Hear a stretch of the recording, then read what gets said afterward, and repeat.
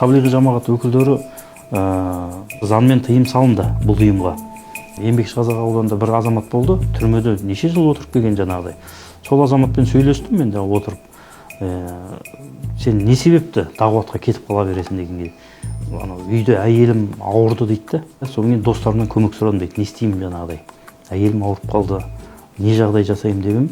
Дағуатқа шық. Дағуатқа шықсаң, Алланың қалауымен жаңа әйелім жазылып кетеді деп айтты дейді. Сөйтіп 4 айға кетіп қалдым дейді Пакистанға дейді. Келсем әйелім сап-сау жазылып кетті дейді.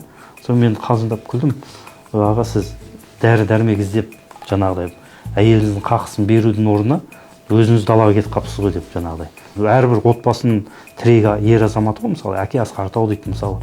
Сол әкесінің өз алдына жаңа далада қаңғырып жүрген кесірінен үлкен ұлы мысалы ұрлық жасап темір торға тоғытылған.